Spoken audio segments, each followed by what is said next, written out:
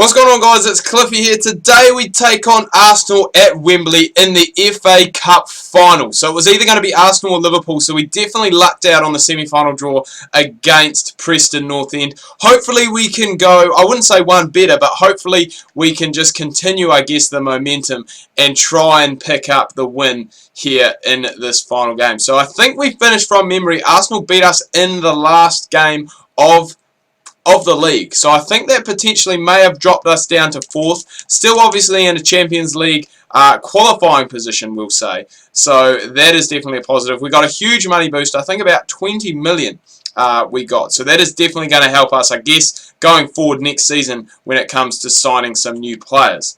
But apart from that, basically, we've lost another few players to injury. Obviously, Ayu's still out. Sinclair's out, which is a bit of a bummer, missing, obviously, our first choice right midfielder and one of our first choice strikers. Wendell's also gone and picked up, I think he sprained his knee. So he seems to be, when he plays, amazing player, don't get me wrong, but seems to be injured more often than not. So definitely that's an area that possibly over the summer we will look to go and try and strengthen. Another area, obviously, the centre midfielder, because I was the central midfield, because I was looking just before. Obviously, Vitort I rate quite highly. I think he's up to he's just nudged. I think that's Danny Welbeck off the ball with ease. I rate him quite highly, but apart from that, Gay and Westwood not really, I guess, up to his standard. And if we are going to, I guess, continue to challenge for Silverware next season, we are really going to need to strengthen that midfield area and I think get some more depth in there, because basically in the squad only really 3 central midfielders. Got Nzogbia as well, but I think his contract is just about due to expire, so he probably won't be carrying on with the club next season. So just the 3 centre midfielders, which is a little bit of a concern, especially if someone goes and picks up obviously quite a lengthy injury. We could possibly look at changing the formation or using someone in there for the time being. But it would be nice to, as I said, have that depth. Great block. Arsenal look good. They look threatening. We've had obviously that one chance that was just up before. I think it was an Embolo hit after he dribbled around a few players. But I think today we're really going to have to take our opportunities and just try and, I guess, get something going. Nice save there. We've actually got our Villa, I guess, claret, you would call it. That's what this colour would be. I guess that's what West Ham fans consider themselves. And I guess this kit would be fairly close to West Ham. I remember when I was younger, I actually used to get the two confused quite often. I think it was just because of the kit colour. Obviously, it was so similar. And I think, like similar positions in the ladder, would say. So, but that's when I was younger. I obviously know the difference now. What was he? Offside. Come on, Traore. You've got to make the most of those opportunities. You're playing here. I wouldn't say you're playing for your starting berth, because obviously you're going to get in there. Jordan Ayew is injured, but once he comes back, I'm not left with the dilemma. I mean, Embolo is obviously always going to play. He's clearly our top striker. But it really is that second striker as to who we go with. And there are plenty of options. We've got a Bangalore. There's also, obviously, Traore, who's playing today from Chelsea. There is, who did I say? Bangalore, Jordan Ayew. And I think that's it. You could play someone like Scott Sinclair, maybe even Jack Grealish or Adama. Adama's played up front for me before, the right winger.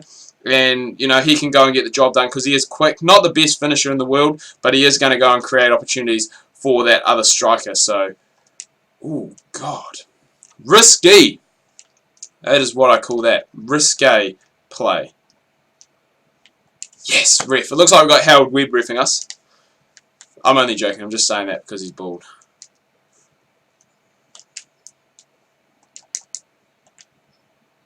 Oh, Vitort with the flick on. Oh! Traore, top bin, pick that out, son. Right on the stroke of half-time. On, I think, his weak foot as well. Vitort heads it down. Traore gets around a couple. One touch and then bang. Not even Petr Cech can keep that one out. And that is going to be a huge boost for Villa going into the sheds at half-time. Getting that goal on the stroke of 45 minutes. And that is just going to boost momentum. It could work in a negative way as well. I mean, like if you come into a final like this, You know, like say a team versus Arsenal taking on, I'm trying to think who they took on last season. I think it was possibly a team, might have even been a team from the Championship possibly. And I guess because you are such heavy favourites, it may really rile you up in the sheds at half time, saying, whoa, what's going on here? You know, these underdogs, you know, they're leading against us. We're the favourites. We should be all over them. Which, I mean, in theory, I mean, if you look at the sides on paper, like, Arsenal should be all over us. And, I mean, it would be the same at the moment. Because I think Villa, I'm not sure if Villa are still bottom. They were definitely towards the bottom. I think they're still in the relegation zone, but they may not be 20th now.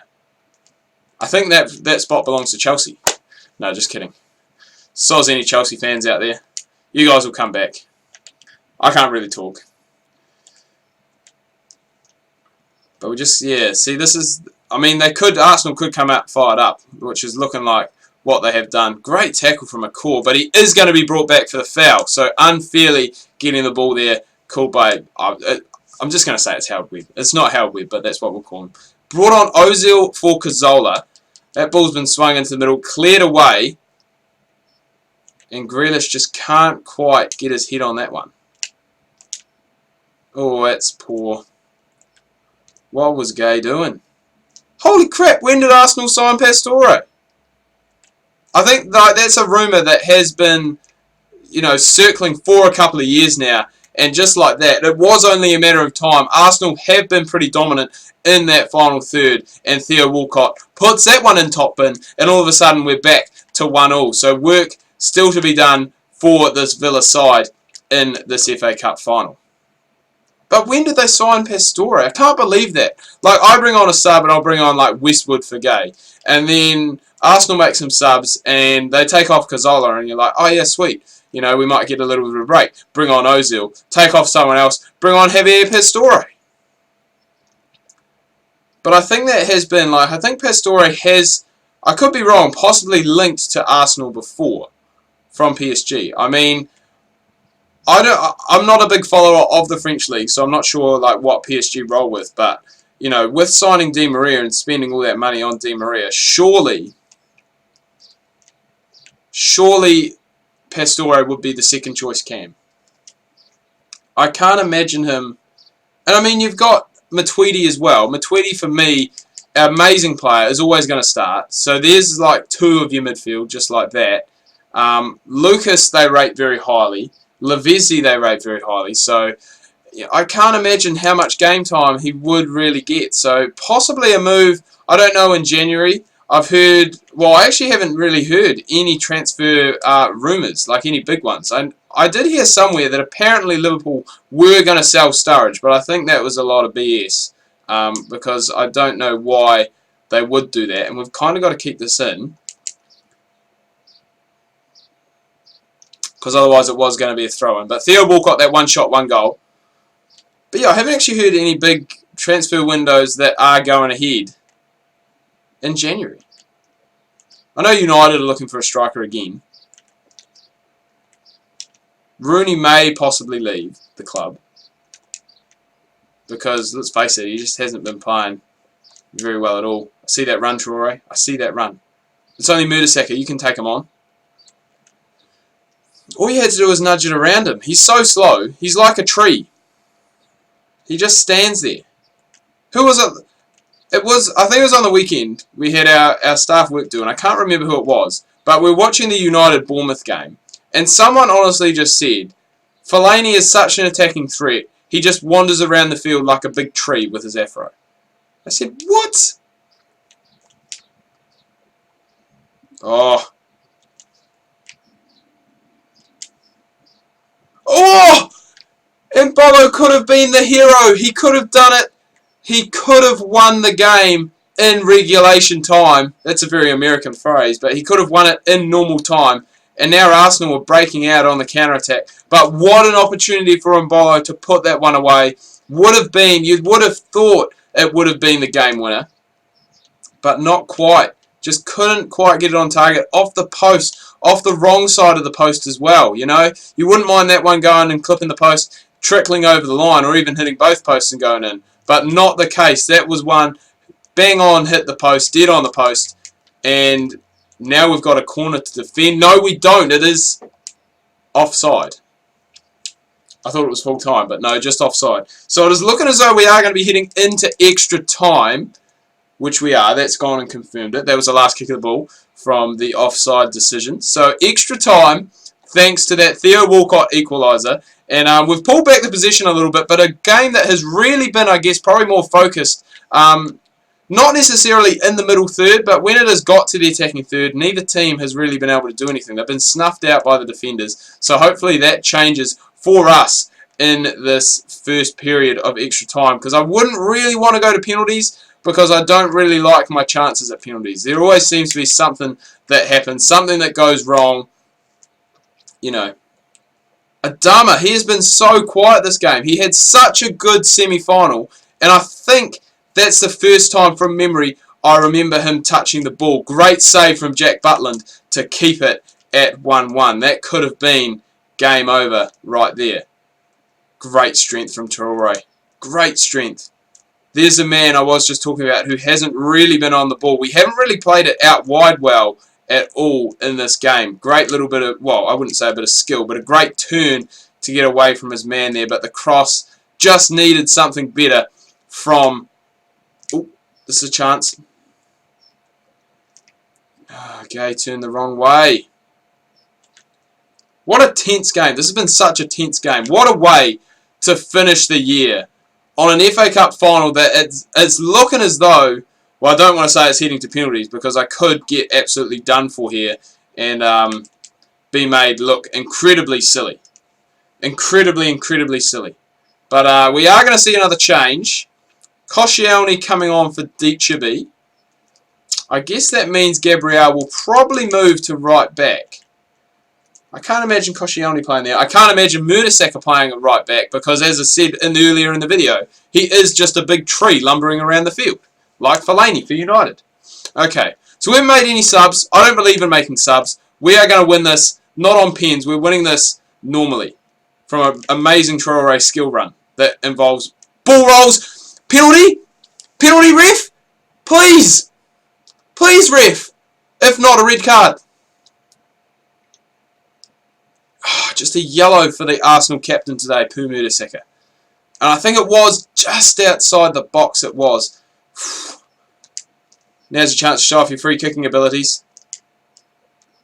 Straight into the wall. Oh, chance! Poor cross again. Oh, God. Oh, God. Heavy touch. Oh, God. Now we're in trouble.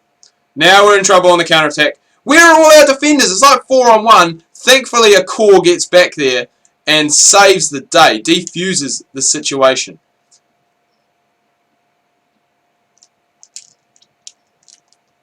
Traore is going to be the hero. He is going to be the hero.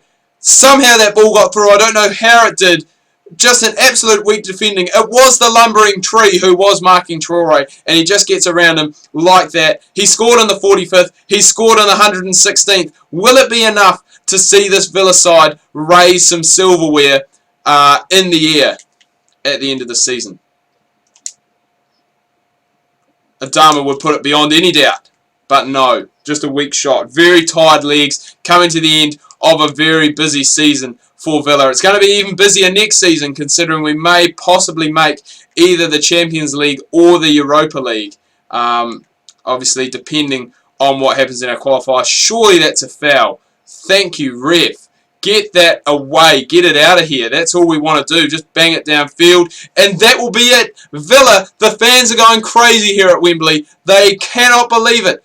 They cannot believe it. They've done it. Villa have won the FA Cup. They've beaten Arsenal. They've come, I wouldn't say from behind, but obviously scoring that early goal just on the stroke of half-time. Arsenal equalised early in the second half. And then in the 116th minute, Traore broke the Gunners' hearts. Scored that incredible finesse. He got around that big lumbering tree that was Mertesacker. And look at the boys. They're absolutely ecstatic. Let's see the trophy, FIFA. Come on, that's what I'm waiting for before I go and finish up the video. There it is, the Emirates FA Cup in Bolo. Everyone going and getting up there. Richards is going to be the man. He's last up on to the podium. and he's going to be the man to raise the FA Cup. But anyway, guys, I am going to wrap this video up here. Do hope you have enjoyed it. If you have, please remember to leave a like. If you are new, please do subscribe. Make sure you check out my Facebook and Twitter. Links that can be found down below in the description. Thanks for watching. The party is just starting here at Wembley. There is Richards lifting the trophy. As I said, thanks for watching. Make sure you tune in tomorrow. Don Bradman Cricket, my career reborn. Got there in the end. I'm speechless. Make sure you don't miss that.